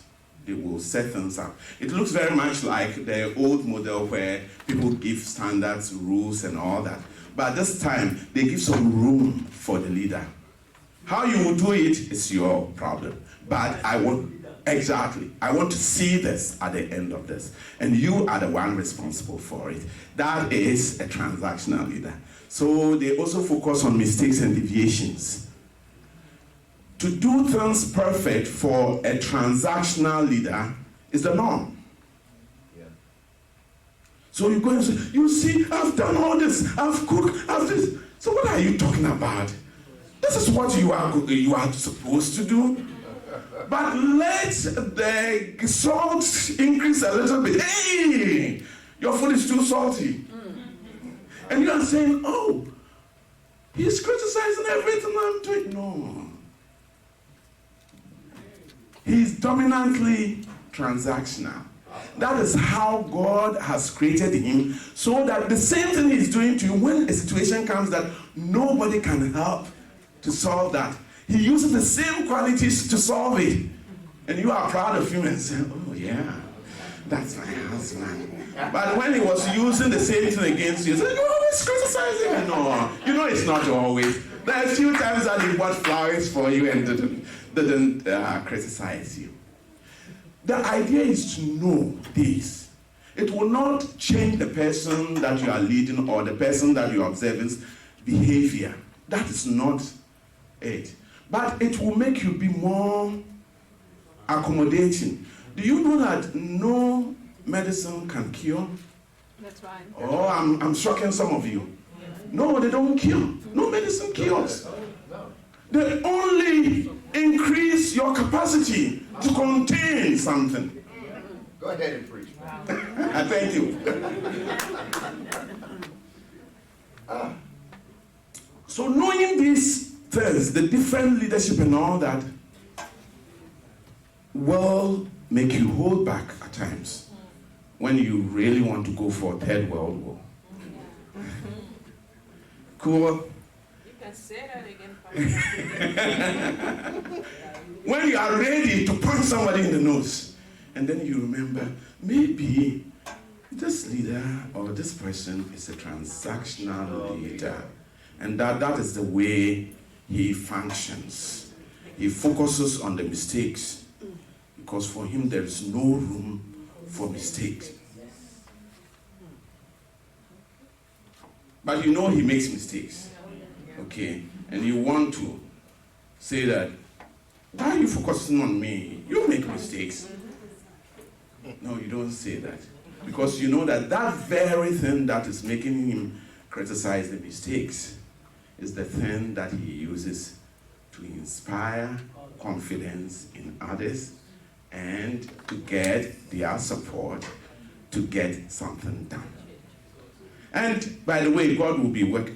When I point my hand, it's not to you, it's like to transactional leaders. Yeah, the Lord will make them more considerate. The Lord will help them to increase their transformation and the consideration. You know, they are there. They are there. It's not only totally transactional. There is a consideration lacking there and there. In prayer, when you pray and then the Lord increases it a little bit. I think, how many transactional leaders are here? Well, dominantly transactional. No, it's a good thing.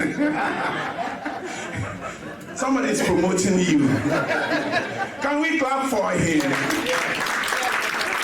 We need you. We need you. We need you in times like this, when there is a coronavirus. Yes, that's right.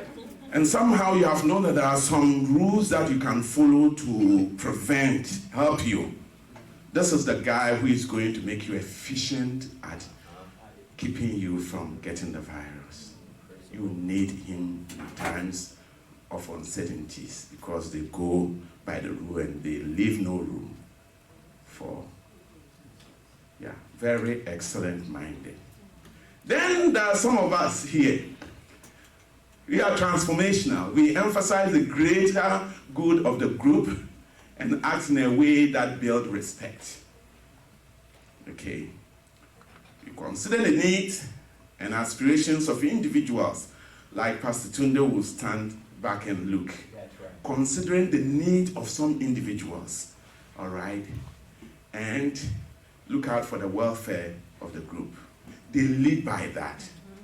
I knew of a sister who, when it comes to making sure that everybody has eaten, my goodness, even if she's very sick, she still wants to stand, make sure, go around, get this in, get that in, make sure that everybody has eaten before she will say. That is a transformational leader. And so when they are doing their work, those of us who are transactional, let's give them some room. Let's encourage them. These guys can serve and serve until they drop dead. Yeah, that's right. What they need is not criticism. What they need is an encouragement. Maybe instead of, you are doing it too much, bring a cup of coffee or a cup of orange juice and you are doing so well, take this. Because she's a leader. God has programmed her or him dominantly to look out for others, to build consensus. And we need leaders like this. Okay, I've spoken enough about this. I will send out the presentation. This page is very important, and that is why I've taken time. So it is not like he's a leader and he's not a leader.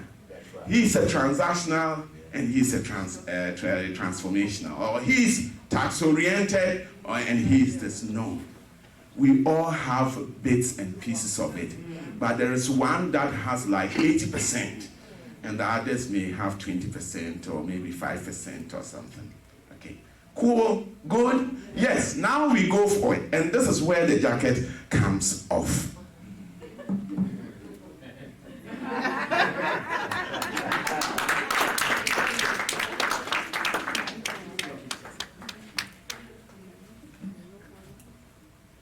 Oh, thank you, thank you. You see, that's a leader. He looks out and says, no, this guy is sweating. And he's just inspired me and built my confidence because the sweat was reducing the confidence a little. Now it has come out. Yeah, you're a leader. God bless you. Can we clap for him? Excellent, excellent. Now, from here I will run. Oh, am I back? Oh, yes. So,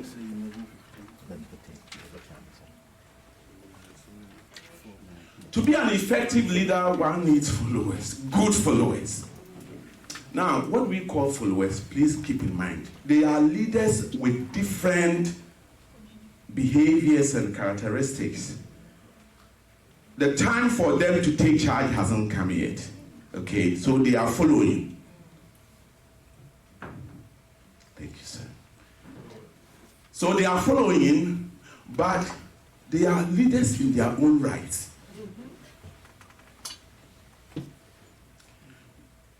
leaders cannot exist without the followers. That's right. But when you are leading in any of the forms that I've shown you, please remember, you are leading leaders.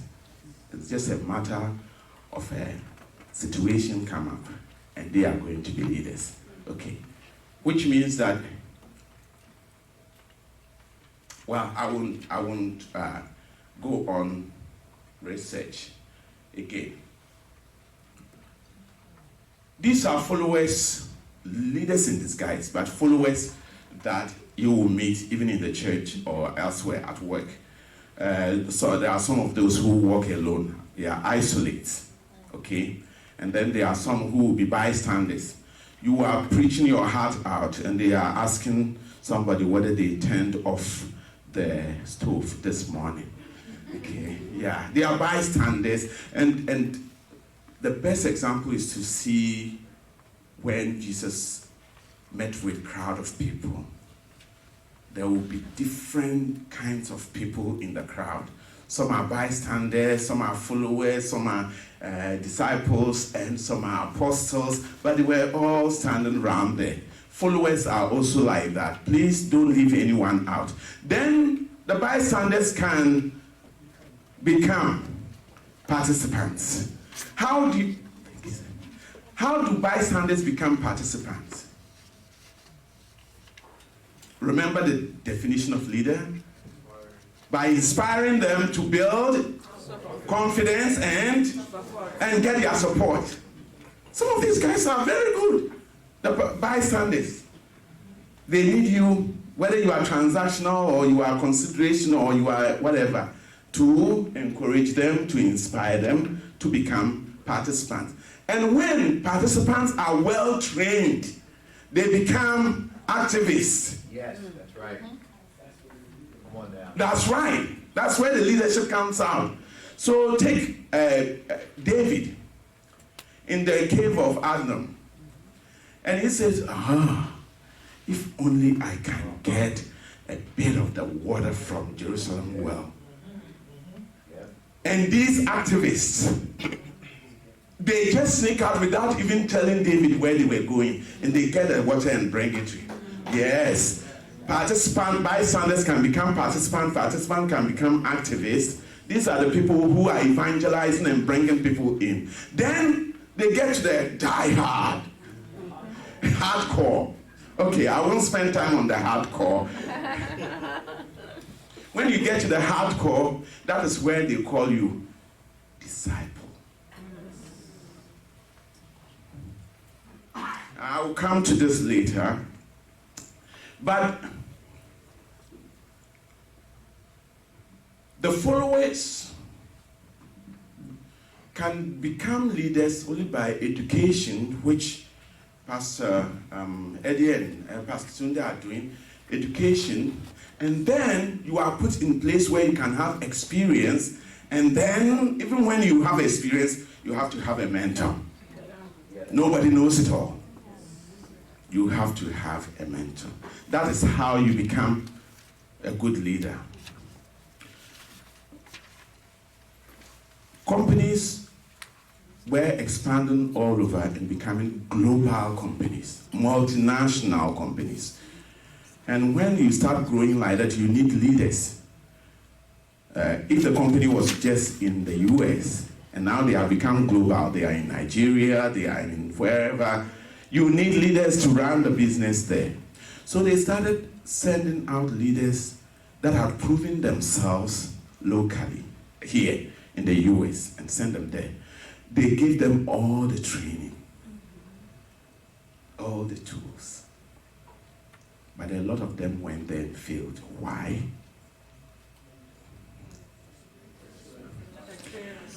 The geographical area you are is new. There is always a gap between what you know and what you can do. Reality. You need experience.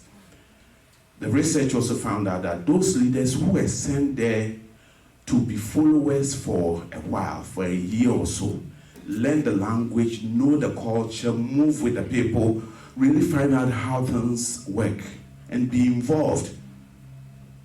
They became very successful. A leader needs the experience. So when pastor puts you in something, in charge of something to do, he has identified you as a leader. And though you know the theory, you are going to have the experience. And finally, you need a mentoring. Is my time up? Okay. You got 10 minutes. Oh, I got 10 minutes. Thank you so much. So without training, no excellence. I think Pastor Eddie has covered that.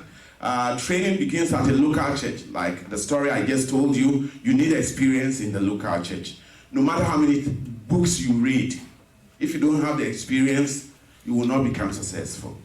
Okay? So knowledge and experience, they are two different things. Yeah. Okay. And the leader is planted, like Psalm 1 says, blessed is the man, blah, blah, blah. It will be like a tree planted by a riverside who draws its nutrients in the right season, and its leaves will never wither. Yeah, a leader that is planted in the local church or activated in the local church will blossom like that tree. Okay. Then also, training brings the disciples some attitude. No, I'm not talking about attitude like how we use here. Okay, so you make a mistake, the transactional leader will be at your case. Why did you make this mistake? You have the rules. You humbly say, I'm sorry. And you find out why that was a mistake. A lot of the times we go with our own mindset about things that, although what has happened is a mistake, we're able to defend our positions. And so we never learn anything from it. We miss out the experience. If you don't learn something from a situation, you have lost the bigger picture. The most valuable thing is to know why that is a mistake and to correct that. Okay.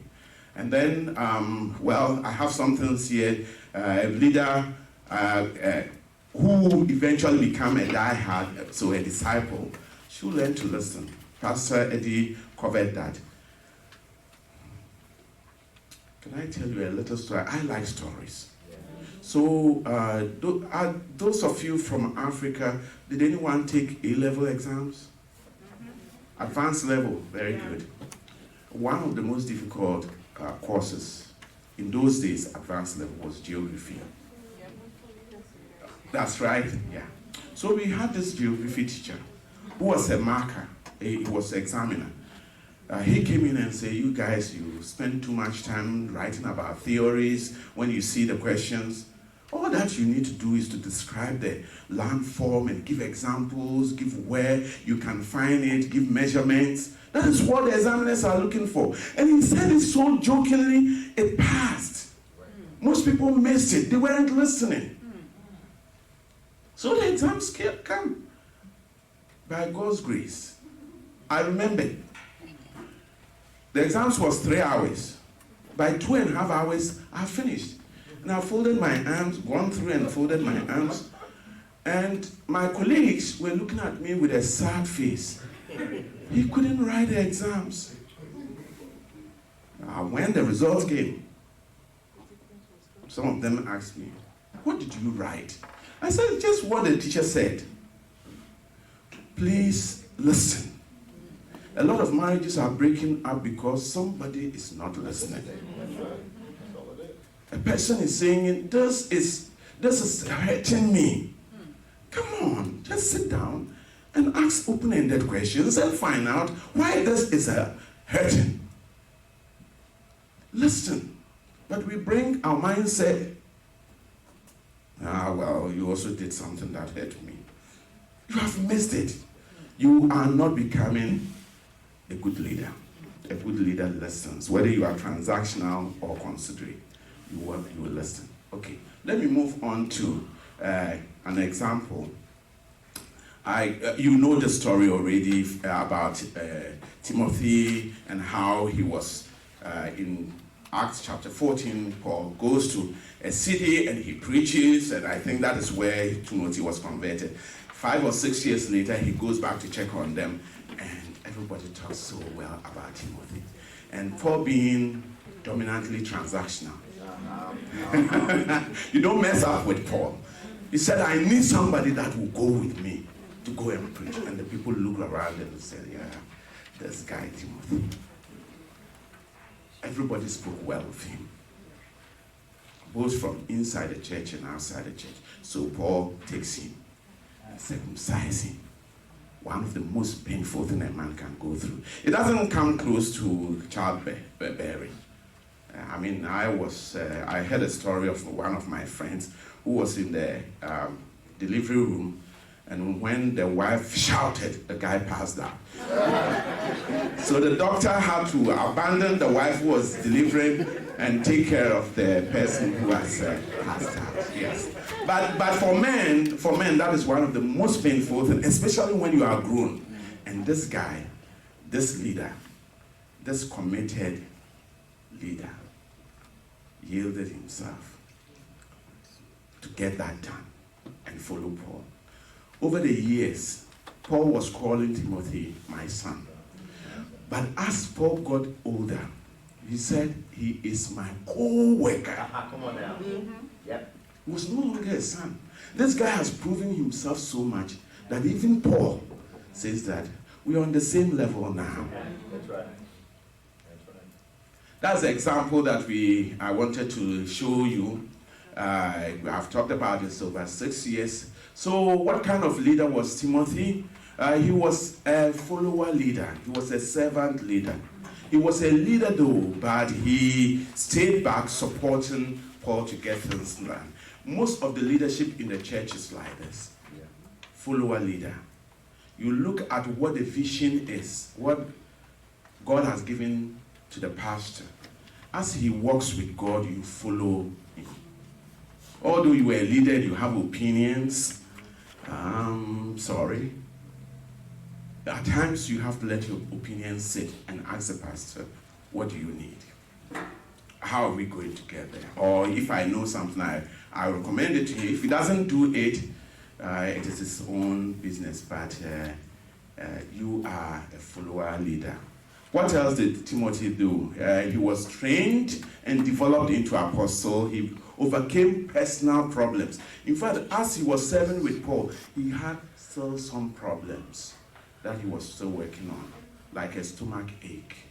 That was so constant that Paul said, please do not drink water alone, but from time to time take some medicine wine, and cure it. Yeah, that is not an invitation to go and drink. Now you have all sorts of medicines. You can take them. Just be filled with the Holy Ghost. Be filled with the Spirit, but not that Spirit. Amen. Yeah, he was teachable and willing and submissive. He was a faithful man. Let me talk about faithful. What is the word faithful coming from? He's full of faith. Full of faith, yes. But he's full of faith on what he knows, but also people have full of faith in him. Yeah. All right. Yeah.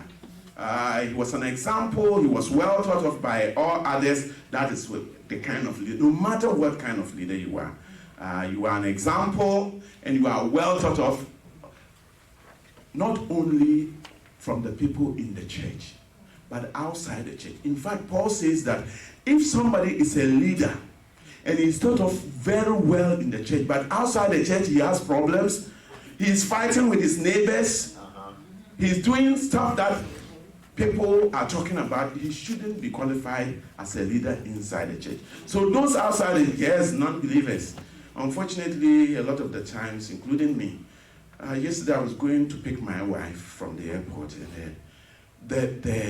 the traffic was too much, and I was following the rules.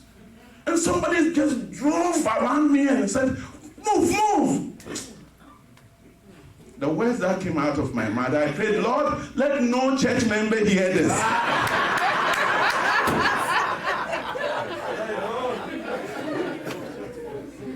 I love Pastor Eddie. So while I was there, I said, Lord, I've been working on a lot of things inside me, and this thing is still there. Please help me home. Help me. At times, that is what a leader prays. Please, Lord, help me. Help me.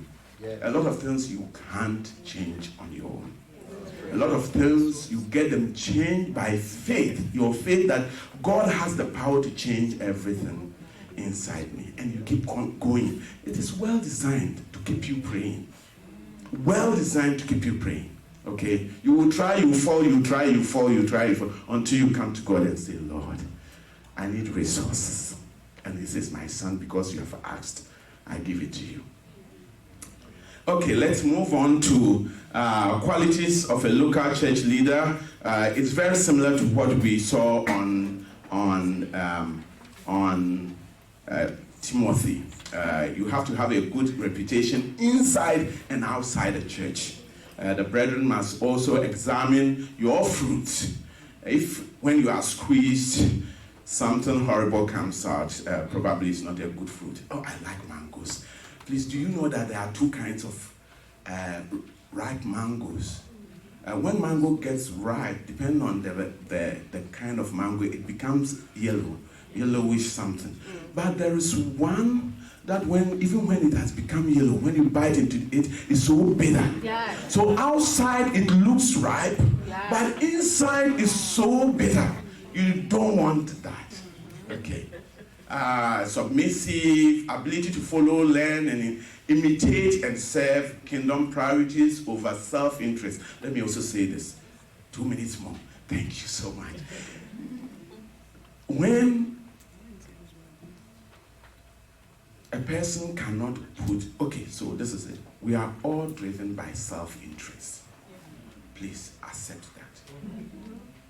The Lord will be more gracious to you when you accept that. We are driven by our self-interest. I'm driven by my self-interest. You are driven by your self-interest. However, God gives us the grace to work on it until we put the interest of God, the kingdom, over the personal interest. Jesus says to Peter, "Get behind me, Satan. You are hindrance to me, because you do not have the interest of the kingdom." Of course, Jesus was rebuking the Satan who was using Peter at that time. Okay, it is important that we identify when we are looking for a leadership role, but what really is driving that? The motive is very important. The motive. Jesus says in Matthew 6, that those who give and they trumpet it because. Most people don't realize the word because. Because means that there's a motive behind why they are giving. And so their giving is not blessed.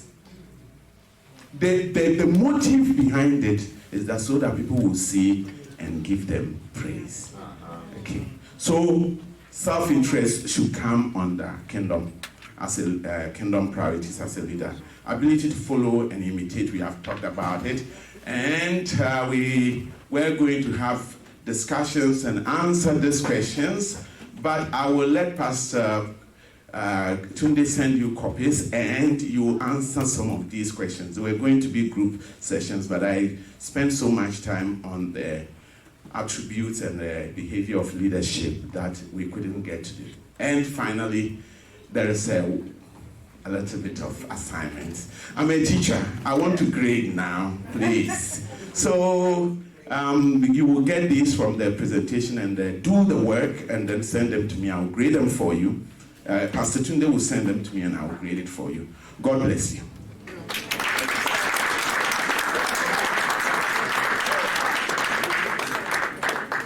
Should I go to the first one? Oh. Yeah. Yes, I will ask Pastor Tunde to send them to you so that you can do my work and I can grade. When they're asking for PowerPoint, that means you got something good. Did you get something good today? I'm sure you are truly blessed. You are truly blessed. We'll give you 5 minutes break so that we can try to finish by 12:45. If you need 5 minutes break, quickly. If you don't need a break, in the next 5 minutes, Pastor Ellie is going to start. Go for the next one.